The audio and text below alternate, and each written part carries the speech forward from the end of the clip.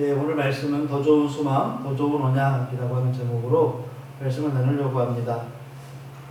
정말 제가 예배 가운데 뜨겁다는 말을 많이 쓴 것 같은데요. 아주 뜨겁고 힘든 계절을 우리가 지나고 있다는 것을 몸소 경험한 한 주간이었던 것 같습니다. 더위 때문에 아주 힘들다는 뉴스들이 넘쳐나고 또 온 나라를 공포로 몰아넣는 그런 무시무시한 폭력의 소식들이 들려올 때마다 이 시간이 빨리 지나가고 다시금 평화롭고 살기 좋은 계절이 좀 돌아왔으면 좋겠다라고 하는 그런 마음들을 우리가 갖게 됩니다. 오늘 우리가 이 시간, 이 뜨거운 시간에 하나님께 예배하면서 우리의 마음속에도 하나님의 나라가 또 이루어졌으면 좋겠지만, 또 우리가 살고 있는 이 대한민국의 평화와 안정과 그리고 이 땅에 하나님의 나라가 이루어지길 소망하는 마음들이 우리가 다 있을 것입니다. 유대 그리스도인들도 그들 안에 믿음으로 말미암는 고난 때문에 힘들어할 때 차라리 과거로 돌아갔으면 참 좋겠다라고 하는 연약한 마음들이 있었죠. 또 믿음으로 말미암는 삶의 어려움 때문에 갈등을 겪고 또 두려움들이 있었어요. 아마 지금 우리가 겪는 그런 두려움들과 다르지 않을 거예요. 예수를 믿어도 변하는 게 없는 것 같고 오히려 삶이 더 힘들어질 때마다 우리 마음은 이렇게 약해지기 마련이에요.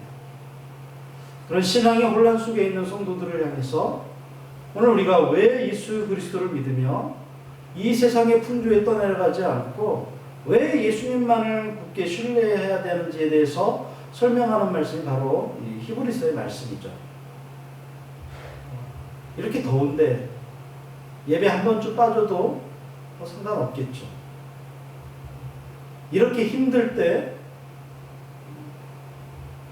그냥 내 마음대로 사는 거, 한 번쯤 내 마음에 여유를 두고 그래서 사는 것도 참 좋겠다, 이런 생각들을 하는 사람들이 많을 거예요. 그럼에도 불구하고 우리는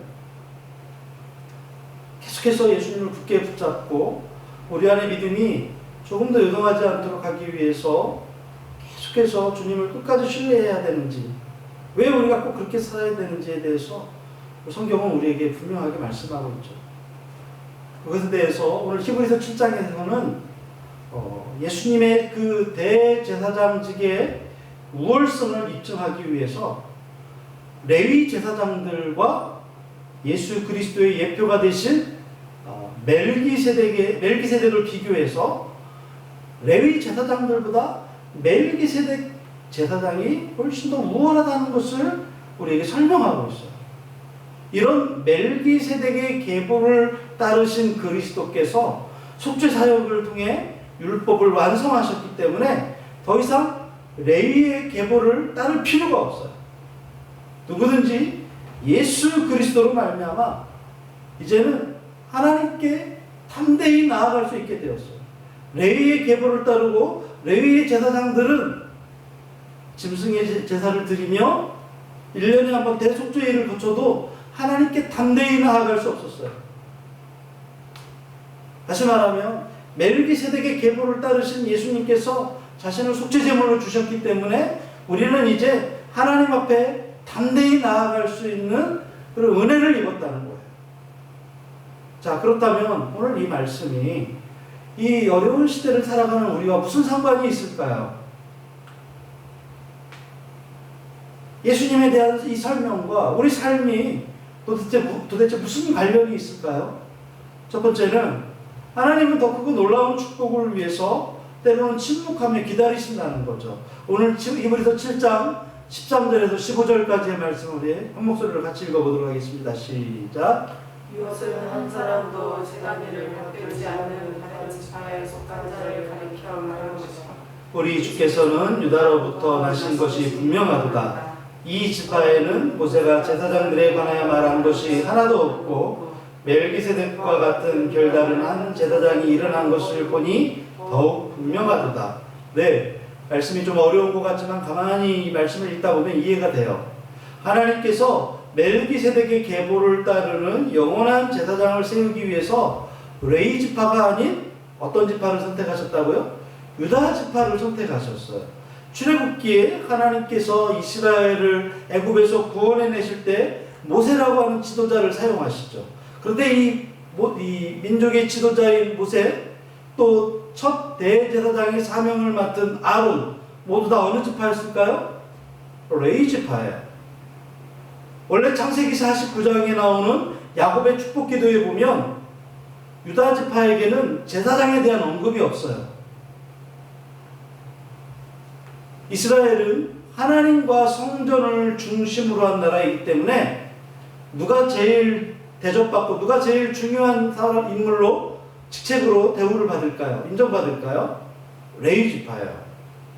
성전을 섬기는 제사장들이 레위 지파이고, 또 그들이 모든 백성들이 드리는 11조를 받고 모든 백성들을 하나님 말씀으로 가르치기 때문에 레위 지파는 정말로 큰 특권과 축복을 누린 지파예요. 그런데 제사장에 대해서 어떤 언급도 없고 사명도 없는 유다 지파의 어느 날 하나님께서 멜기세덱의 계보를 따르는 새로운 제사장이 대제사장이 일어난다는 약속의 말씀을 주세요. 그게 어디냐면 시편 110편 4절 말씀이에요. 한번 같이 읽어보도록 하겠습니다. 시작. 여호와는 맹세하고 변하지 아니하시리라. 이르시기를 너는 멜기세덱의 서열을 따라 영원한 제사장이라 하셨도다. 네, 여호와는 맹세하고, 그 다음에 멜기세덱의 서열을 따라 영원한 제사장이 되리라. 누가? 네가. 하나님께서는 마침내 때가 되었을 때 유다 지파에서 가장 거룩하고 영원하신 대제사장을 세우셨어요. 그분이 누구십니까? 예수님이세요. 율법과 육신의 조상을 따른 그런 아론의 계보가 아니라 전혀 새로운 멜기세덱의 계보를 따르는 예수 그리스도를 대제사장으로 삼으시고 영원하고 완전한 구원의 길을 열어놓으셨어요. 그래서 유다 지파에게는 뜻하지 않은, 생각도 못했던 아주 무한한 영광이 되었던 거예요.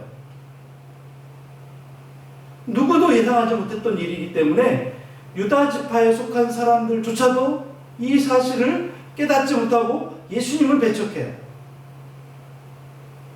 그러면 이 모든 일들은 뭘로 인하는 걸까요? 이걸 잘 설명하기 위해서 그 유명한 토레이 신부라고 하는 분은 이런 얘기를 해요. 하나님이 우리를 향한 계획을 미리 알려주지 않으신 것은 사단의 방해가 있을 것을 염두에 두셨기 때문이다. 네, 사단은요 우리 인간보다 뛰어난 존재예요. 영적인 존재이고 지혜로운 존재죠. 그래서 하나님의 계획을 미리 말씀해 주셨을 때 이것을 인간들이 이루지 못하도록 하기 위해서 온갖 공격을 통해서 방해하는 일들을 하죠. 복음서에도 보면 예수님께서 이 땅에 태어나셨을 때 예수님을 죽이기 위해서 얼마나 많은 일들을 합니까? 헤롯 대왕이 예수를 죽이기 위해서 남자아이들을 죽이게 하고 또 예수님을 시험하고 온갖 방해로 예수님을 없애려고 하잖아요. 예수 그리스도를 방해. 또한 이 속에서 왜 하나님께서는 속 시원하게 다윗의 맏대손 요셉의 아들 그가 메시아가 될 것이고 대제사장이라고 이렇게 속 시원하게 말씀하시지 않았을까요? 그것은 우리가 이렇게 이해하면 돼요. 하나님의 행동 속에는 마치 기습적인 파티를 통해서 서프라이즈를 통해서 준비하시는 사랑의 모습이 곳곳에 담겨져 있어요. 당사자에게는 비밀로 해두시고 파티를 열어줌으로써 더 큰 기쁨을 누리게 해주려고 하는 하나님의 사랑이 마음인 거죠. 여러분 예수님이 언제 오실지 언제 다시 오시는지 성경은 말씀하고 있지 않아요. 예수님도 언제 내가 다시 오겠다고 정확한 날짜와 시간을 말씀해 주시지 않았어요. 왜 그럴까요? 침묵하세요. 근데 반드시 오세요. 왜냐하면 예수님을 사모하고 기다리는 사람에게는 그날이 두려움이 아니라 기쁨이기 때문에 그래요.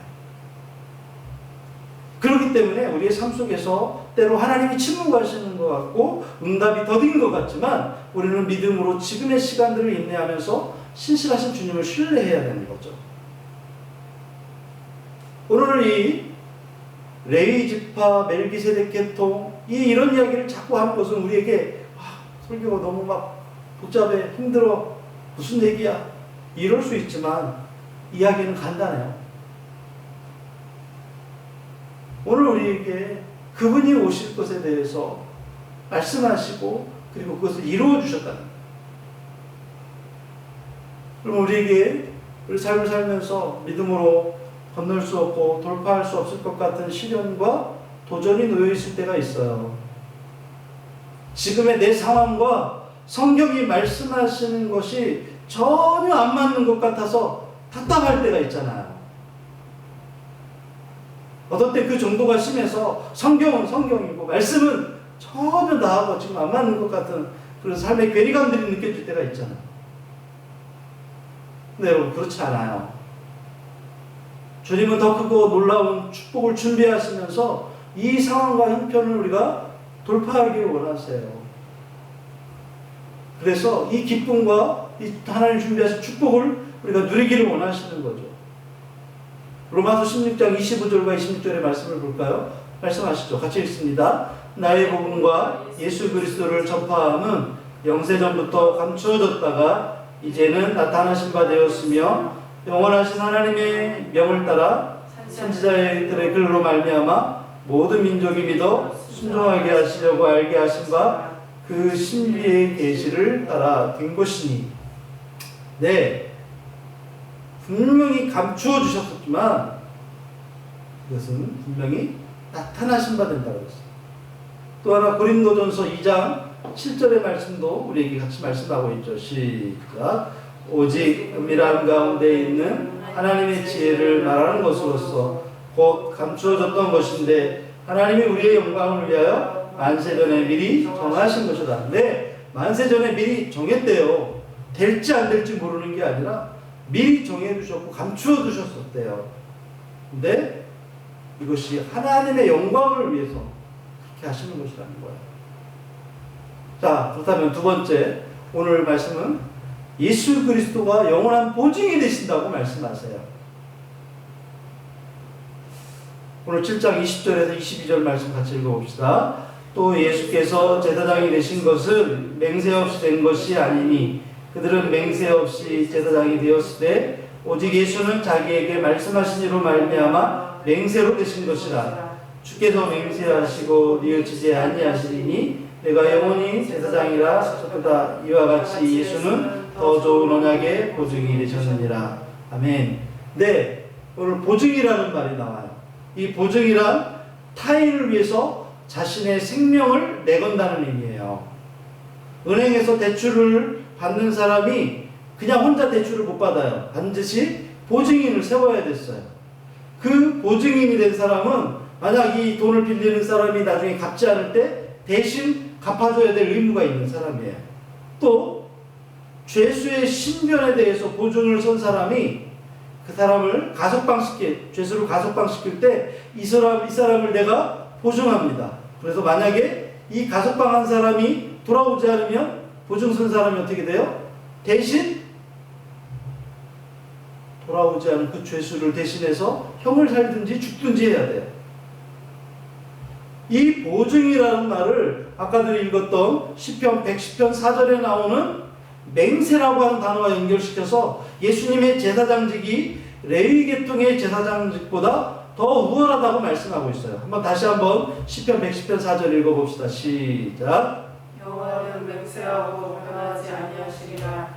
이르시기를 너는 멜기세덱의 썰을 따라 영원한 제사장이라 하셨도다. 아멘. 네, 여기 맹세라는 단어가 앞에 나와요. 맹세.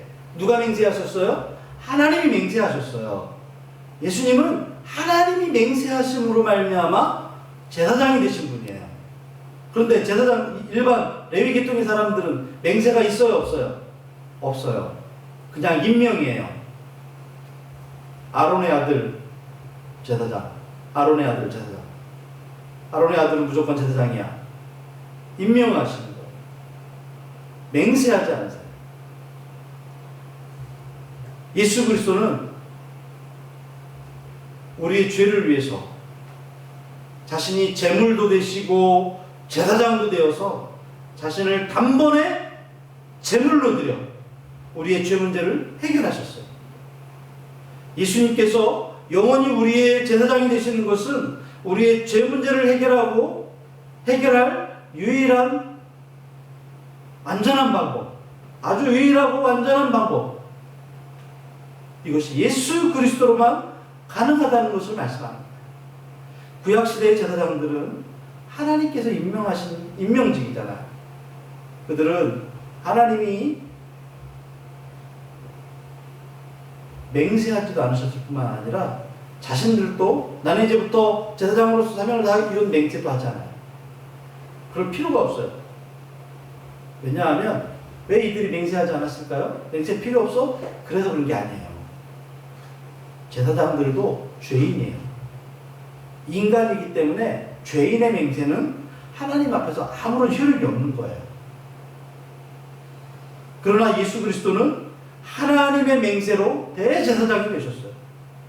하나님은 한 번 맹세한 것에 대해서는 절대로 변치 않으시는 분이기 때문에 예수 그리스도의 제사장직은 영원토록 불변하고 레위 계통의 제사장과는 완전히 대조가 되는 거예요. 예수님 우리에게 영원한 약속을 주시고 제사장직을 수행하시기 때문에 하나님께서 우리에게 베푸신 새 언약이 더 좋은 것이다 라고 하는 보증이 되는 거예요. 이제 이 영원한 보증이 되신 예수 그리스도로 말미암은 사람은 갈등과 의심과 염려 가운데 있던 삶에서 이제는 우리의 확실한 보증이 되신 그 예수 그리스도, 그분의 약속을 붙들며 살아갈 이유가 생긴 거예요. 예수 그리스도가 우리의 영원한 보증이 되셨기 때문에. 그리스도로 우리에게 주어진 은혜는 그동안 하나님을 떠나 살고 예수님 없이 살았던 그 삶에서 돌이켜 다시 주님의 다시 오심을 기다리며 영적으로 깨어있는 삶을 살게 합니다. 오늘 우리는 예수 믿으면서도 되는 대로 살잖아요. 예수 믿으면서도 내 마음대로 살잖아요. 예수 믿으면서도 예수님의 결정이 아니라 내 생각의 결정대로 살잖아요. 그 결과가 뭐예요?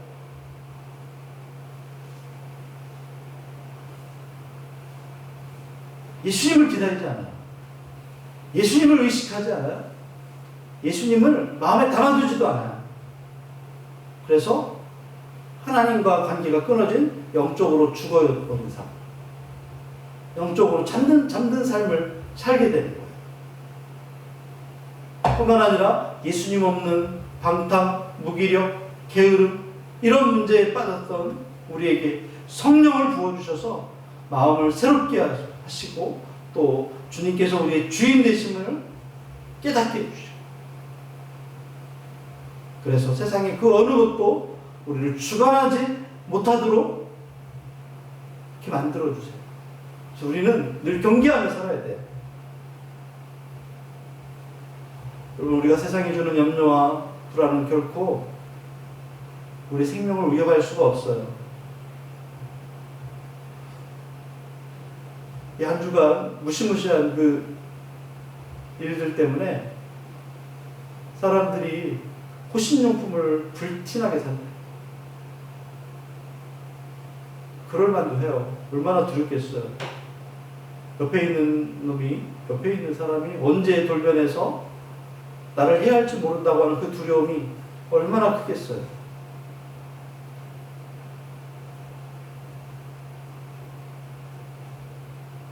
근데 여러분,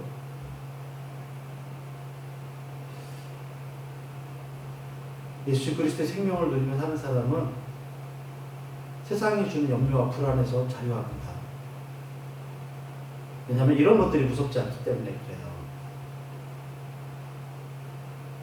세상의 풍조에 떠내려가던 죄악된 삶을 돌이켜야 돼요. 그래야 우리가 두렵지 않아요.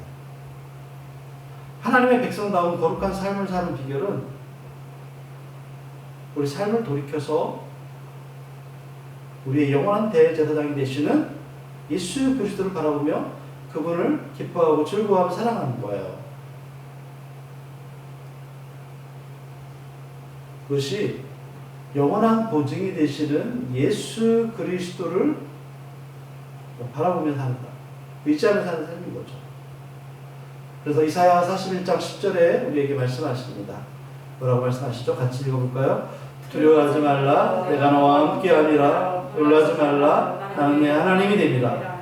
내가 너를 굳세게 하리라. 참으로 너를 도와주리라. 참으로 나의 의로운 오른손으로 너를 붙들리라. 네, 그렇습니다. 지금 우리의 형편보다 훨씬 무섭고 두렵고 떨리는 상황 가운데 살던 이스라엘 백성들을 향해서 하나님 이사야 선지자를 통해 말씀하세요. 두려워하지 말라. 내가 너와 함께하라. 놀라지 마라. 내가 너의 하나님이다. 내가 너를 굳세게 할 것이다. 내가 너를 도와주겠다. 내 의로운 오른손으로 너를 붙들어 주겠다. 라고 말씀하시죠. 에베소 1장 14절에 말씀하십니다. 읽어봅시다. 이는 우리의 기업의 보증이 되사 그 얻으신 것을 성량하시고 그 영광을 찬송하게 하려 하십니다. 네, 우리가 두려워하지 않아도 되는 이유는 우리를 속량하셔서 어떻게 하게 하시기 위해서요?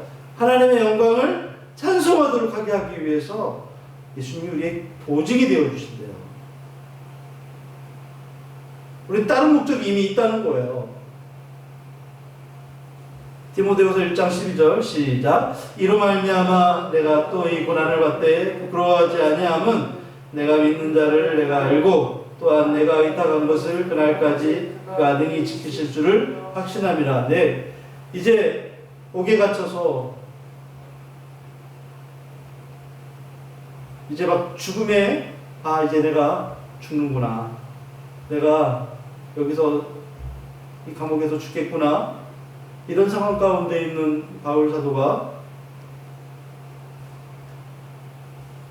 내가 나에게 하나님 맡겨주신 것을 다 이룰 때까지는 나는 하나님이 지켜주신다. 그분이 나를 지켜주신다라고 하는 확신이 있었어요. 네, 생명은 누구에게 달려있죠? 생명에 죽고 사는 것은 하나님께 달려있어요. 죽으면 어떡해? 이런 문제를 우리가 두려워하지 않을 것은 이미 어떻다는 거예요? 주님이 내게 맡겨주신 일들이 있어요. 내게 그 맡겨주신 것들을 다 이룰 때까지는 주님이 우리를 능히 지켜주시는 거예요. 그리고 우리를 거두어 가시는 거죠. 그래서 두려워하지 않는 거예요. 자, 세 번째는 하나님 항상 우리에게 가장 좋은 것을 주시기 원한다는 거예요. 네, 지금 신앙이 이럴까 저럴까 돌아갈까 말까 고민하는 그 사람들을 향해서 얘기해요. 하나님 항상 우리에게 좋은 것 주시기를 원하시는 분이다. 히브리서 7장 28절 말씀 볼까요? 시작. 율법은 약점을 가진 사람들을 제사장으로 세웠거니와 율법 위에 하신 맹세의 말씀은 영원히 온전하게 되신 아들을 세우셨느니라. 네, 하나님은 한시적으로 세운 율법에 의한 그 제사장 제도를 이제는 폐지하시고 그 자리에 멜기세덱의 계보를 따르는 영원한 제사장이신 예수 그리스도를 앉게 하셨어요. 여기서 우리가 기억해야 될 것은 하나님께서 율법이 거룩하지 않아서가 아니라 무가치하기 때문에가 아니라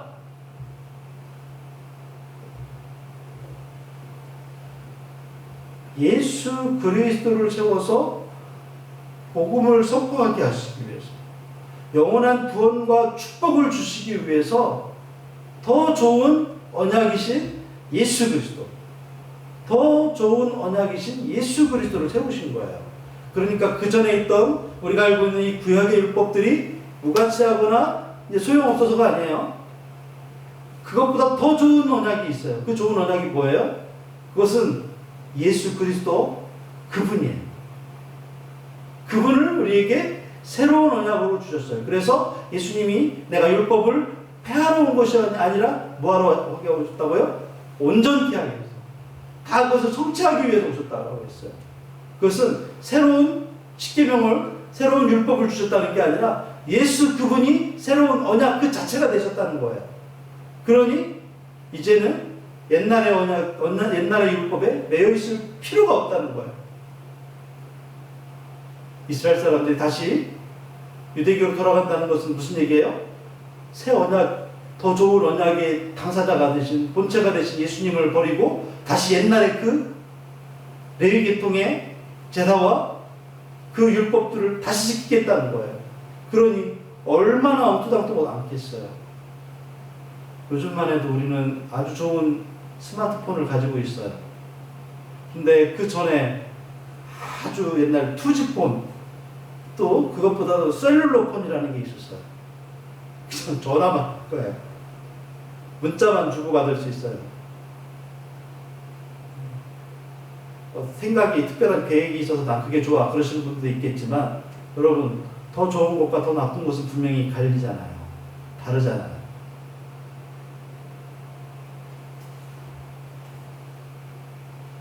더 좋은 것이 있기 때문에 예전의 것은 더 이상 필요가 없는 거예요.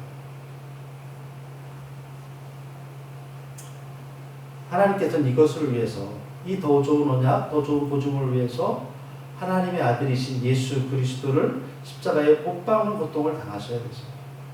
하나님께서 우리에게 더 좋고 영원한 축복을 주시기 위해서 하나밖에 없는 독생자 아들까지 희생하신 거예요. 이것을 통해서 하나님께서 우리에게 얼마나 좋은 것 주시기를 원하시는지를 우리가 분명하게 확인할 수가 있어요. 더 쉽게 예를 들자면요, 예수님이 자기를 단번에 드린 사건은 마치 의사가 환자를 진찰했을 때, 당신에게 심장이 문제가 있습니다. 심장을 이식받아야 살 수 있습니다. 이렇게 의사가 딱 진단을 내리고 그 다음에 자기의 심장을 주기 위해서 대신 수술대에 오른 사람과 같아요. 판사가 죄인에게 너는 사형밖에 다른 답이 없어. 너는 사형이야.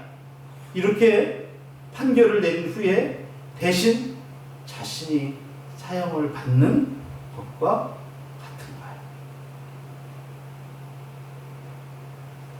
우리에게 더 좋은 언약, 더 좋은 소망, 더 좋은 보증을 주시기 위해서 자신은 십자가에 죽으시면서 그 하나님의 더 좋은 보증의 조건을 이루신,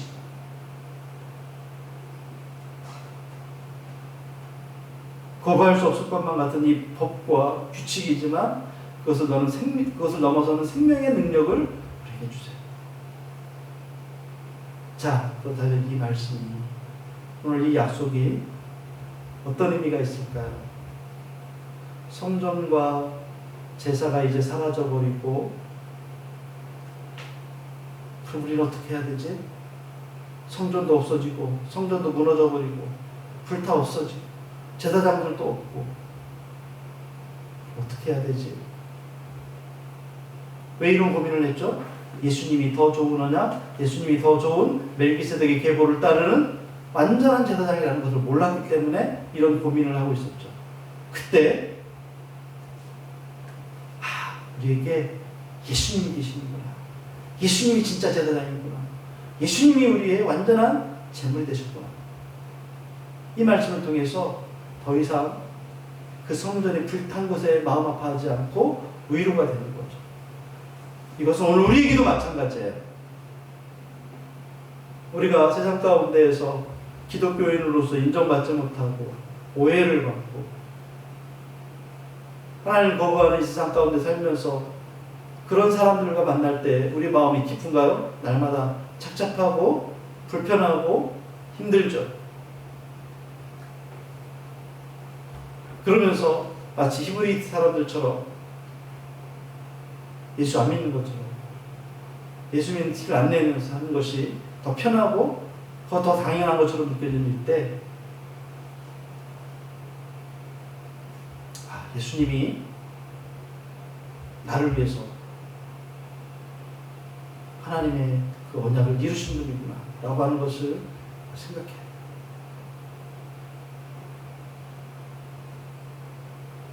우리에게 그런 불편한 마음, 예수님 때문에 손해보는 것 같은 그런 마음들은 사단이 주는 거죠. 사단과 하나님을 혼동하는 행동인 거예요. 그리고 사단은 어떤 존재예요? 자기가 마치 좋은 것을 주는 것처럼 유혹하고 꾀고, 그래서 하나님을 떠나도록 만들지만 결국 얻은 것은 파멸과 죽음밖에 없죠. 하와에게 유혹합니다. 네가 그것 하나님의 말씀을 어기고 그걸 먹으면 너는 하나님처럼 돼. 너는 하나님처럼 될 수 있어. 근데 그 결과가 뭐예요? 그 결과는 죽음이었어요.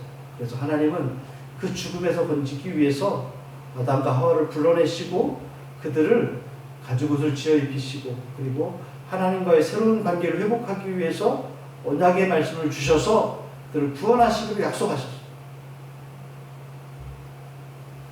그 약속으로 오신 분이 예수 그리스도예요. 이 예수님을 의지하고 신뢰하고 살아갈 때 고난이 있고 위기가 있고 혹은 악인의 올무에 넘어진다 할지라도 우리가 하나님 때문에 꿋꿋하게 이겨나갈 수 있고 돌파할 수 있는 거예요. 오늘 저와 여러분들이 그렇게 되기를 예수님의 이름으로 축복합니다. 그리고 마지막으로 성경 말씀 읽어봅시다. 마태복음 7장 11절입니다. 시작. 하물며 하늘에 계신 너희 아버지께서 구원한 자에게 좋은 것으로 주시지 않겠느냐. 로마서 8장 32절입니다. 자기 아들을 아끼지 아니하시고 우리 모든 사람을 위하여 내주시니가 어찌 그 아들과 함께 모든 것을 우리에게 주시지 아니하겠느냐. 네, 하나님은 우리에게 더 좋고 영원한 것을 주시기 위해서 율법과 제사제도를 폐하고 예수 그리스도를 세워주셨어요. 더 좋은 생명, 더 좋은 부활, 더 좋은 하나님의 도성, 더 좋은 구원을 위해서 더 좋은 제물이자 영원한 제사장이신 예수 그리스도를 보내주신 거예요. 오늘 우리가 누리는 거, 먹고 마시는 거, 내가 가지고 있는 것들이 보잘것없고 별거 아닌 것처럼 아주 가치 없는 것처럼 여겨져서 때로는 열등감이 있고 수치심을 느끼는 일들이 있을 수 있어요. 그러나 지금 내 손에 주어져 있지 않은 것들보다 더 귀한 것을 우리는 예수 그리스도를 통해 지금 누리고 있어요. 온 우주를 둘러보아도 이처럼 우리에게 더 좋은 것을 주시기 위해서 귀한 독생자까지 아낌없이 희생하신 분은 하나님 한 분밖에 계시잖아요. 하나님은 내 손에 부족한 것뿐이라서 이 땅에서 부끄럽고 절망적인 삶을 살도록 우리 삶을 그렇게 디자인하지 않으셨어요. 쪽팔리게 살도록, 괴롭게 살도록 이 삶을, 우리의 삶을 그렇게 만들지 않으셨다는 거예요. 오히려 부족함 중에도 예수님 때문에 우리는 나도 모르는 사이에 충족되어지고 넘치는 축복된 삶을 살도록 하시는 분이죠. 때로는 너무 좋은 이웃을 만나고 하나님 보내신 천사를 통해서 놀라운 은혜를 경험하게 되고, 또 이스라엘이 그랬던 것처럼 만나와 매출을 하기로, 또 까마귀를 통해 떡과 고기를 먹었던 그 엘리야처럼 하나님은 절망 중에도 우리를 위로와 소망을 얻게 하시는 분이세요. 이 모든 것은 더 좋은 소망과 더 좋은 언약을 이루시는 하나님의 예표입니다. 그리고 예수 그리스도의 그림자입니다. 이것이 바로 하나님의 사랑인 거죠. 그런데도 과거 유대인들은 물론 오늘날 많은 사람들이, 심지어는 교회 다니는 사람들조차도 이런 하나님의 사랑을 모르고 배척할 뿐만 아니라 심지어 믿는다는 사람들도 종교가 똑같다는 그런 어리석은 생각을 하는 사람들이 얼마나 많은지 몰라요. 여러분, 세상이 무슨 말을 해도, 세상이 무슨 유혹을 해와도 흔들림 없는 좋은 소망과 더 나은 언약을 굳게 믿고 지켜나감으로써 우리는 장차 올 새 땅과 새 하늘, 그리고 이 하나님 예비하신 그 놀라운 것들을 이 세상에서도 누리고 또 이번 한 주간도 그렇게 누리면서 살아가는 저와 여러분 되시기를 예수님의 이름으로 축복합니다. 우리 이 시간에 한번 같이 두 손 들고 찬양합니다. 다시 오실 왕. 우리 이 찬양 부르시면서 우리 하나님 앞에 기도합시다. 하나님, 주님이 그렇게 위대하시고 주님이 그렇게 좋으신 하나님이신 것을 내 삶의 이 찬양을 통해서 고백할 때 하나님 영광 받으시옵소서. 같이 고백하며 기도하겠습니다.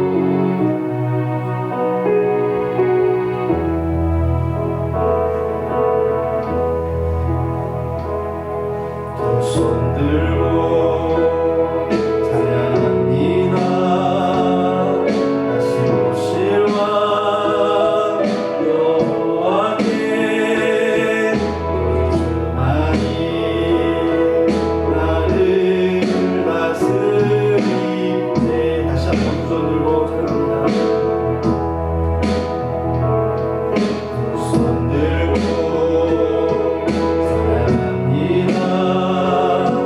다시 오실 왕 여호와께 오직 주만이 나를 다스리네. 나 주님 말을 섬기니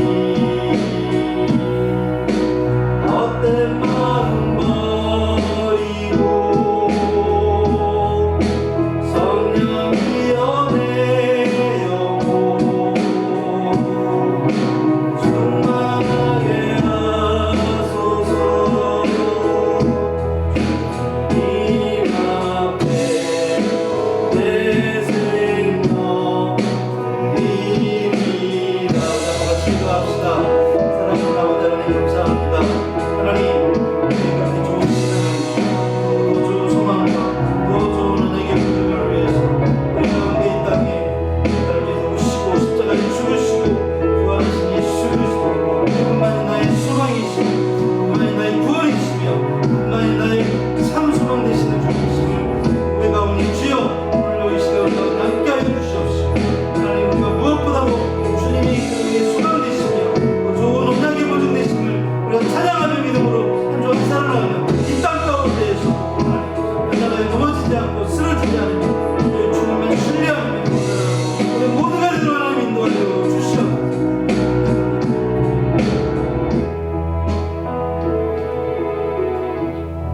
우리의 더 좋은 언약의 보증 되신 주님을 찬양합니다. 하나님 우리가 오늘 이 땅 가운데 살아가면서 세상에서 비교당하고 또 비교하며 또 우리 마음이 열등감과 우울함과 또 부끄러움과 수치심에 사로잡히지 않도록 하나님 우리를 붙들어 주시고 우리의 더 좋은 언약의 보증 되신 예수 그리스도 바라보면서 우리가 믿음으로 승리하는 우리 모두 되게 하여 주시옵소서. 특별히 이 무더운 여름에 또 위험하고 또 두려운 세상 가운데에서 주님 우리의 안전한 구원자가 되시며 우리의 보호자가 되신 예수 그리스도로 말미암아 담대하며 자유하며 평안하도록 하나님 인도하여 주시옵소서. 이 땅에 또 하나님 우리가 살아가면서 주님 앞에 귀한 예물 올려드립니다. 예물 드린 손길 위에 함께 하시고 성령의 기름 부으심과 넘치는 은혜를 허락하여 주시옵소서. 예수님의 이름으로 간절히 기도하옵나이다.